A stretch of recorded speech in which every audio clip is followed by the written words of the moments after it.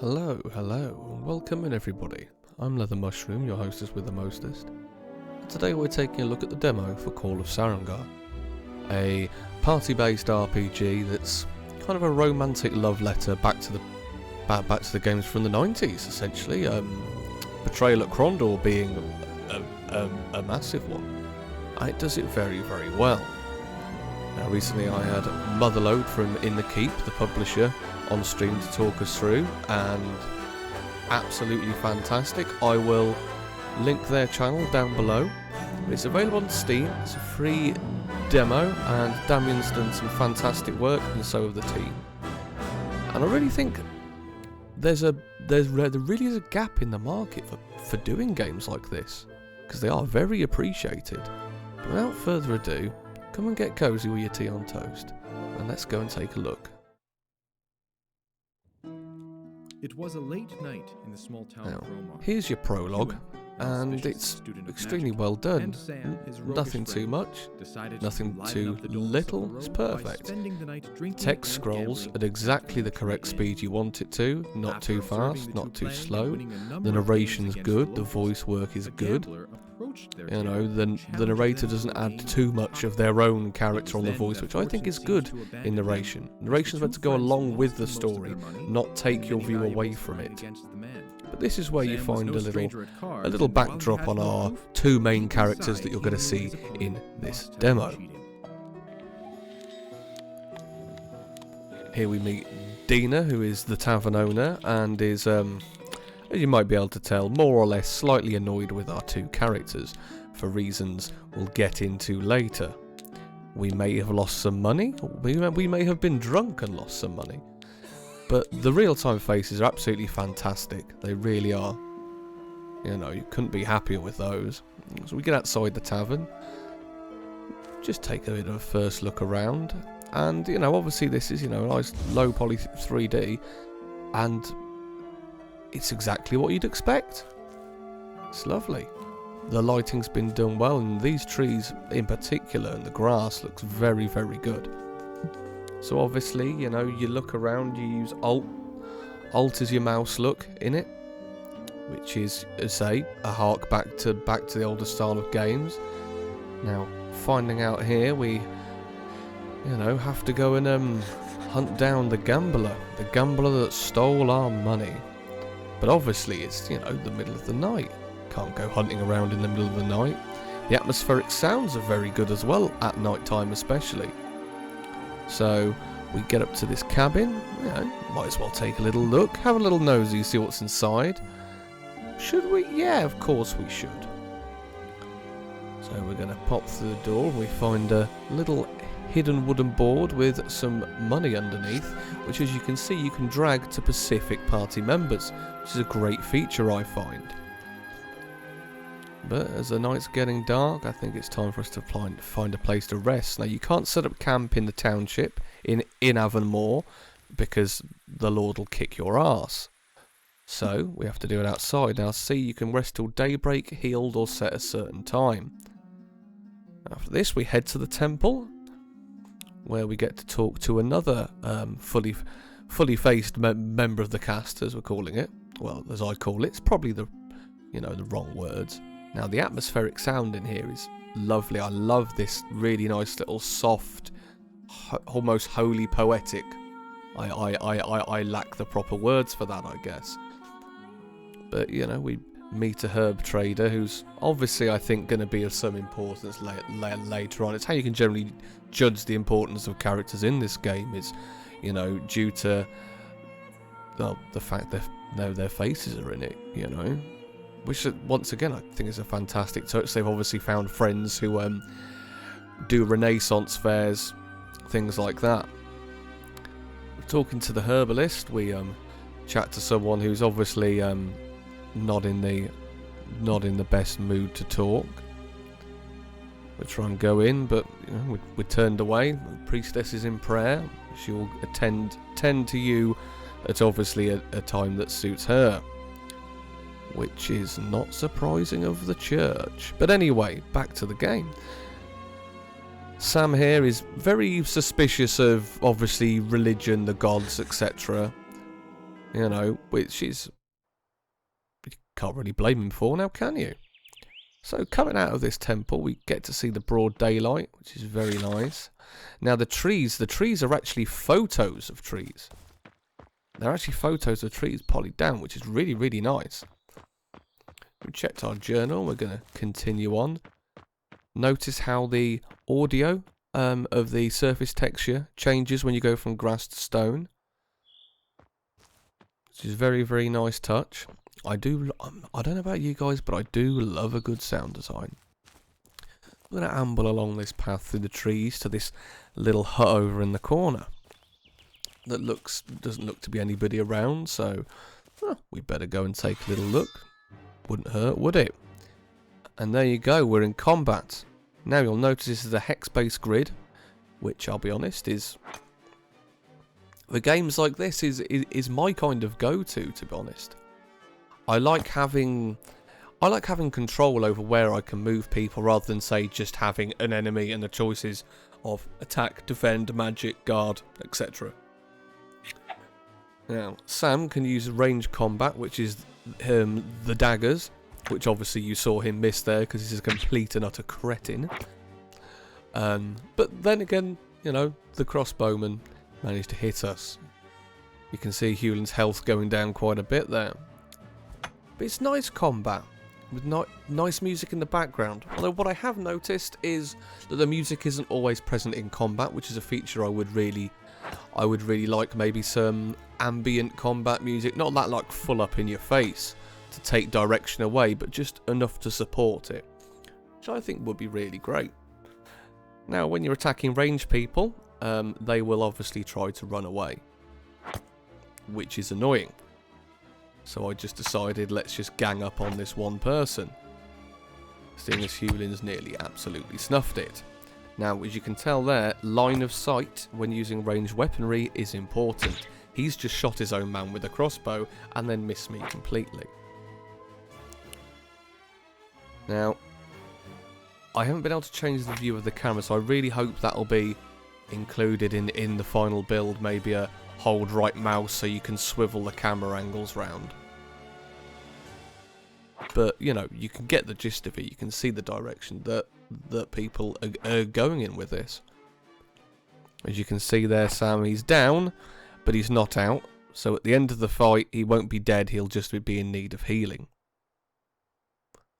These were some bandits. Nasty, nasty bandits who deserved having their asses kicked across the floor, which we've done. But now we have the problem. Sam needs to heal. Sorry, Hewlin. I think Ronnie needs to heal. He's the one in need here.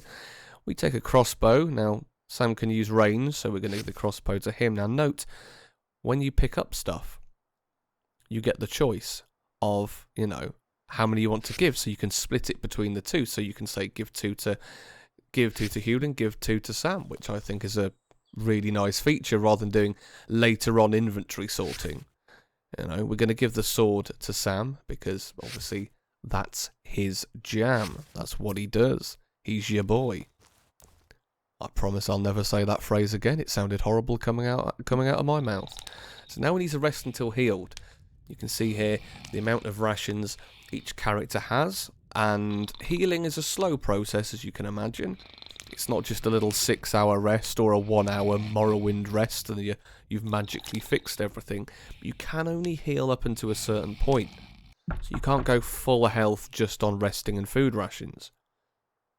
So back in the village we bump into our man Hans here, rather gruff looking fella who's an ex-soldier. And he offers to teach us some of their ways, which would be helpful because, as we've already proved, the pair of them are, let's say, close to useless in combat. You know, he agrees, which is nice. You know, it'd be a bit annoying if he didn't. He's had a hard life himself, early retirement at the cost of teaching the king's soldiers when requested. And doing things like this in game actually takes time. So you start doing this at, say, 7 AM, it will take you up until 3 PM. Everything has a constant effect on time, which is really nice. The day and night transitions are so fluid They're so fluid and they aren't overimposing. So you can see our skills have gone up, which we will be needing. As I said, we're slightly useless. Now it's raining, we can't camp in the township, so I think it might be time that we went back to the pub. Here we can play a lute slightly badly. Actually, not that badly. Well done on lute recording. So we're giving this a 7 out of 10 lutes. Can speak to Dina and repay her some of the money owed from the previous night, which she's obviously very annoyed at us about. And here you can buy food, drink, torches. Rations are going to be your main food source. They're what you use to heal when resting and generally keeping in good shape, which is obviously what's needed. Oh, and some cheeky alcohol for a little bit of a nighttime boon to your skills, shall we say. There's other people to talk to, but we've decided we don't really want to talk to them, so we're just going to get on the road. Now, further down the road we find a chest, and some of these chests have certain little riddle locks on, which have been made by the team, and I think they are a wonderful touch. They're just at that perfect bit of not too hard and not too easy. Now, I'm not going to show you there, because I am mean, and you can figure it out for yourselves like I had to. They aren't that hard, but they will get increasingly harder. Obviously, in those chests, you will find more valuable items. Further on, we're going to come upon another house, what looks like a farmhouse. We've been asked to come in, and they have a dying member of the family, which is very sad, but it seems to be a common thing, and the temple won't help them. Look at that, people! Shocker. The church won't help them when they're dying. But anyway, enough from me bashing religion. I'm sure we can do another video based purely on that. The journal is very helpful. The journal is how you will keep track of everything. There's no fancy little quest tabs. It's all written. And it's written in a way that's clear, which is very helpful because some journals, Morrowind, are very bad at directions. So we find a letter here, which tells us that there's a mine entrance close by and someone's ventured in there, so we're obviously it'd be rude not to go and see what all the fuss is about. I do like a good mine. Insert Gimli reference here. Now, it is pitch black, as you'd expect, so you can equip torches, and the ambient light given off the torch is really, really nice, and it really makes those polygons. It really gives good pop to them with the shadows they cast as you go further through this tunnel, which I really, really do enjoy. Nice little quietly reverbed footsteps as well, and I do quite enjoy that. Here come the strings, the foreboding strings, which is just beautiful in my mind. I love that atmosphere creating that it does. It does it so well. I mean, who doesn't like it? Let's be completely honest. Yeah, we find the corpse of obviously the person that wrote that letter, so we're just going to alleviate their body of much needed food and rations. Yeah, we're going to give them to Hewlin because he's got the defense of a cigarette paper in a bloody hurricane. Maybe he's just a soft little flower. That's absolutely fine. I'm very supportive of soft little flowers in games, especially RPGs. So we come on the shrine. It's obviously something built to honour people higher than us. After a quick chat with Sam, we see this nice little chest at the back. It's not a trap. Also insert another joke in there. But we found a scroll. So we're going to open our inventory, we're going to look at this scroll. Turns to ash, and this is how you learn your spells. So you find the scroll, you read it, it disappears, but it's not a single use, it's there now. You know, it's there, you can always use it, it's not got a number of uses. You don't necessarily have mana, you have endurance, signalled by the little blue bar next to your character's head. So after checking the journal, I think it's about high time to take a look at the spell we just learned. Now there's 18 gods generally speaking 18 gods here signalled on the dial, which has been done very well. And the spell we've learned is an illumination spell, which obviously will help us. So we've turned off the torch, and it's a really nice hue, I find, especially inside. Really nice, even though it gives the water a green tinge. I really would like it if you could walk into the water, but obviously at the moment you can't. I don't know whether that's something they're going to implement in the future, but I would like to see it.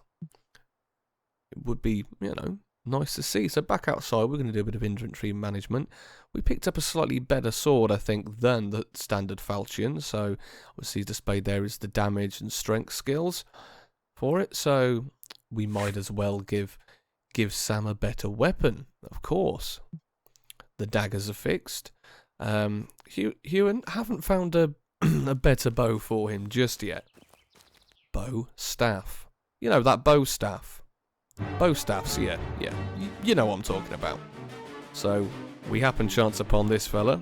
We decide to attack, but we take a minute to enjoy this lovely, jolly attacking music. Which, once again, I really wish would make it into the battle scenes itself. Now, we've done a bit of training, don't forget. So there, Sam's done 13 damage straight away. And Ewan's done about 16 damage with his staff. Massive increase on what we started with. So training is definitely going to be emphasised on in this game. We find a sword for Sam and some armour. And obviously some rations. Which we're going to be greedy and give all to Sam, because he probably needs it. Now, Sam's the only one out of these two that can use the armour. There will be more party members in the full game. I, for one, cannot wait. I'm very excited to see what they come up with and also who they come up with. Now, going back to town, we enter the shop. And this wonderful gentleman here is the person who created the game. It is Damjan. And obviously in the shop you can buy rations, torches. There's a note as well you can also purchase. I read that from the wrong screen. I was thinking that looks awfully familiar. But here you can buy armories, etc. Notice how nice the shop environment is, the music, and also the idle animation and how that's done with the live motion. I really like that idle animation. But to bring the video to an end, just a short one, I didn't want to spoil any storyline plot holes or little puzzles in the demo. I didn't want to show it off so you would have nothing to play almost. But thank you very much for coming and watching. I'll be leaving the link for the Steam link for Call of Saregnar down below, along with the link for In the Keep. I really think you should hop over to their channel and give them a good old like and subscribe. And speaking of like and subscribe to this, and you will not be disappointed. I've been LeatherMushroom. Have a wonderful day.